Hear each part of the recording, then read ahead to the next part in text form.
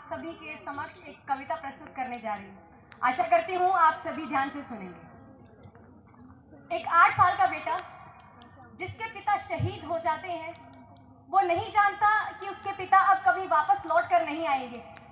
वह आंगन में बैठा अपनी माँ से पिता के ना आने के बारे में बार बार प्रश्न करता है, लेकिन माँ कोई उत्तर नहीं देती। आइए देखते हैं उस दिन क्या हुआ था। चारों तरफ उजाल पर अंधेरी रात थी, चारों तरफ उजाल पर अंधेरी रात थी। जब वो हुआ शहीद उन दिनों की बात थी, जब वो हुआ शहीद उन दिनों की बात थी। आंगन में बैठा बेटा माँ से पूछे बार बार, दीपावली पे क्यों ना आए पापा अब की बार, दीपावली पे क्यों ना आए पापा अब की बार। बेटा बार बार माँ से प्रश्न करता है।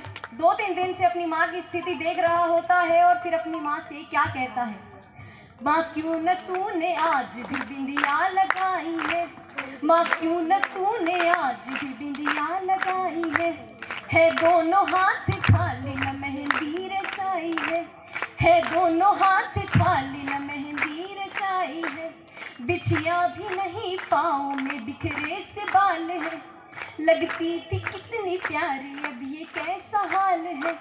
कुमकुम के बिना सूना सा लगता है श्रृंगार, दीपावली पे क्यों न आए पापा अब की बार, दीपावली पे क्यों न आए पापा अब की बार। बेटा कुछ देर बाहर खेलने को जाता है और अपने दोस्तों के उनके पिता द्वारा लाए गए तोहफों को देखता है तो वो निराश होकर घर पे आकर अपनी माँ की गोद में बैठकर क्या कहता है, किसी के पापा उसको नए कपड़े लाए हैं, किसी के पापा उसको नए कपड़े लाए हैं, मिठाइयाँ व साथ में पटाखे लाए हैं, वो भी तो नए जूते पहन खेलने आया। पापा पापा कह के सबने मुझको चिढ़ाया, अब तो बता दो क्यों है सूना आंगन घर द्वार, दीपावली पे क्यों न आए पापा अब की बार, दीपावली पे क्यों न आए पापा अब की बार।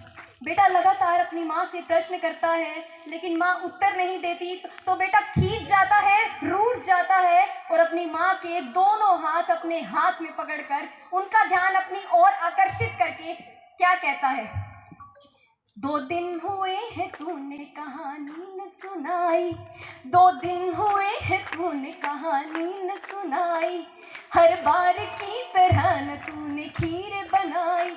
आने दो पापा से मैं सारी बात कहूँगा, तुमसे न बोलूँगा न तुम्हारी मैं सुनूँगा। ऐसा क्या हुआ कि बताने से है इनकार, दीपावली पे क्यों न आए पापा अब की बार, दीपावली पे क्यों न आए पापा अब की बार। पूछ ही रहा था बेटा जिस पिता के लिए जुड़ने लगी थी लकड़ियाँ उसकी चिता के लिए, पूछ ही रहा था बेटा जिस पिता के लिए जुड़ने लगी थी लकड़ियाँ उसकी चिता के लिए। पूछते पूछते वह हो गया निराश जिस वक्त आंगन में आई उसके पिता की लाश। बेटा एक बार उस लाश को देखता है, फिर अपनी माँ को देखता है, पुनः उस लाश को देखता है, पुनः अपनी माँ को देखता है और अंत में उस लाश की ओर देखते हुए वह अपनी माँ से क्या कहता है, ध्यान से सुनिएगा। मत हो उदास माँ मुझे जवाब मिल गया, मत हो उदास माँ मुझे जवाब मिल गया, मकसद मिला है जीने का ख्वाब मिल गया, मकसद मिला है जीने का ख्वाब मिल गया।